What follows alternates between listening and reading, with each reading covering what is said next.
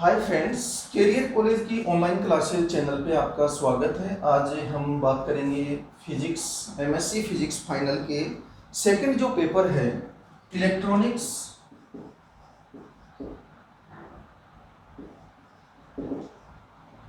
And digital electronics and communication system.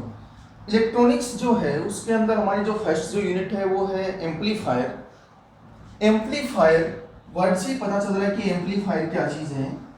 Amplifier is a electronic device which amplify the power of the input signal और amplify the amplitude of the input signal. That means amplifier वह विद्युतीय युक्ति है जिसकी सहायता से दिए गए इनपुट के पावर या उसके एम्पलीट्यूड के अंदर अपन क्या कर सकते हैं, वृद्धि कर सकते हैं। एम्पलीफायर के अंदर सबसे पहला जो टॉपिक आता है वो हमारे पास आता है डिफरेंशियल एम्पलीफायर। डिफरेंशियल एम्पलीफायर यानी कि संक्रियात्मक प्रवर्धक। अब डिफरेंशियल एम्पलीफायर क्या है? डिफरेंस का मतलब क्या होता है? अंतर। That means differential amplifier is A amplifier which amplify the difference of the both input signal. That means differential amplifier वो एम्पलीफायर है जो उसके इनपुट पर दिए गए दोनों सिग्नल्स के अंतर को एम्पलीफाई करता है। अब डिफरेंशियल एम्पलीफायर दूसरा होता है हमारे पास से operational amplifier, op amp. Operational amplifier that means which is a amplifier which amplify the signals and the power of the signal। यानी कि ऑपरेशनल एम्पलीफायर भी एक इस तरीके की युक्ति है जो हमारे दिए गए सिग्नल के पावर को एम्पलीफाई करता है।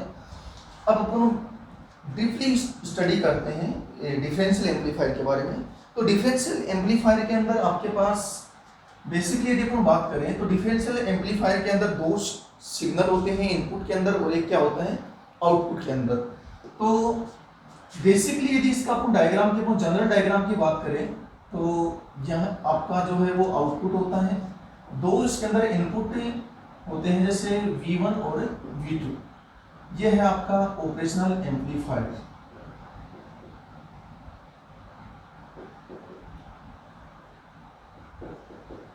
अब इसके अंदर मैंने लिखा कि ये आपके इनपुट जो सिग्नल्स हैं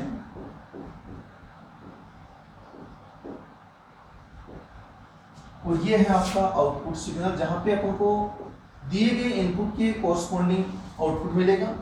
इनपुट जो सिग्नल है वहां पे टू टर्मिनल्स होते हैं। एक को अपन बोलेंगे इन्वर्टिंग टर्मिनल और दूसरे को अपन बोलेंगे नॉन इन्वर्टिंग टर्मिनल। तो ये तो हो गया आपका जैसे इन्वर्टिंग और ये है आपका नॉन इन्वर्टिंग टर्मिनल। अब इन्वर्टिंग टर्मिनल कौन सा होता है और नॉन इन्वर्टिंग टर्मिनल कौन सा होता है? इन्वर्ट का मतलब क्या होता है? परिवर्तन करना। दैट मीन्स इन्वर्टिंग टर्मिनल वो टर्मिनल है जिसके ऊपर दिए गए इनपुट के सापेक्ष आउटपुट के अंदर जो अपन को सिग्नल मिलेगा वो बिल्कुल उसका क्या मिलेगा? उल्टा मिलेगा। That means 180 degree out of phase के अंदर जिस भी सिग्नल के कोरस्पॉन्ड अपन को आउटपुट मिलता है उसको तो अपन क्या बोलेंगे? Inverting terminal. जैसे मैंने कहा कि इन्वर्टिंग टर्मिनल के ऊपर मैंने ये वाला सिग्नल अप्लाई किया यानी कि कोई साइन वेव अप्लाई की है तो यहाँ पर इसका कोरस्पॉन्डिंग आउटपुट जो अपन को मिलेगा वो बिल्कुल इसका उल्टा मिलेगा। That means 180 degree out of phase के अंदर मिलेगा। और दूसरा आपका जो है नॉन इन्वर्टिंग टर्मिनल जिसके ऊपर आप कोई भी सिग्नल अप्लाई करोगे तो इसके कोरस्पॉन्ड आपको आउटपुट के अंदर as a way same phase के अंदर आपको क्या मिलेगा? आउटपुट मिलेगा और बिल्कुल सेम। बट क्या होगा यदि नॉन इन्वर्टिंग टर्मिनल के ऊपर आपने कोई सिग्नल अप्लाई किया है तो उसके कोरस्पॉन्ड जो आपका आउटपुट है उसके ऊपर आपका सिग्नल जो है वो उसका एम्पलीट्यूड या उसका पावर क्या हो जाएगा? एम्पलीफाई हो जाएगा। साथ में इसका जो फेज जो है वो अपन को क्या मिलेगा? सेम फेज में मिलेगा। इस टर्मिनल का नाम क्या होता है? Non inverting terminal. और ये होता है आपका इन्वर्टिंग टर्मिनल यानी कि जिस टर्मिनल के ऊपर आपने कोई वोल्टेज अप्लाई की है उसके कोरस्पॉन्ड आपको आउटपुट के अंदर 180 डिग्री का आउट ऑफ फेज मिलता है तो वो क्या है? इन्वर्टिंग टर्मिनल कहलाता है। अब इस इन्वर्टिंग और नॉन इन्वर्टिंग टर्मिनल के बेस के ऊपर हमारे जो ऑपरेशनल एम्पलीफायर है वो बेसिकली दो प्रकार का होता है। कौन कौन सा? एक तो हो जाएगा इन्वर्टिंग टर्मिनल एम्पलीफायर दूसरा नॉन इन्वर्टिंग एम्पलीफायर। इन्वर्टिंग और नॉन इन्वर्टिंग एम्पलीफायर के अंदर क्या डिफरेंस होता है, तो सीधा सा है, देखो कि if our input signal is applied on the inverting terminal of the operational amplifier and a non-inverting terminal will be grounded, then this amplifier is called inverting amplifier। यानी कि वो एम्पलीफायर जिसके इनपुट के अंदर जो वोल्टता अपन अप्लाई करते हैं वो उसके इन्वर्टिंग टर्मिनल के ऊपर आरोपित की जाए और नॉन इन्वर्टिंग जो टर्मिनल है उसको अपन क्या कर दें, ग्राउंडेड कर दें। तो ये जो आपका एम्पलीफायर है ये क्या कहलाएगा, इन्वर्टिंग एम्पलीफायर।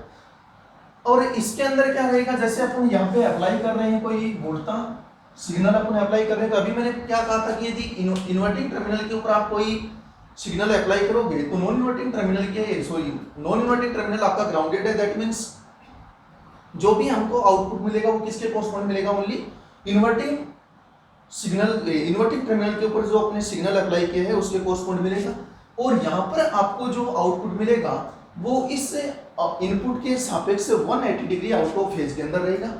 और यदि अपन कहें कि नॉन इन्वर्टिंग एम्पलीफायर, तो नॉन इन्वर्टिंग एम्पलीफायर के अंदर क्या हो जाएगा, आपका जो इन्वर्टिंग टर्मिनल जो है एम्पलीफायर का उसको तो अपन क्या करना है, ग्राउंडेड करना है।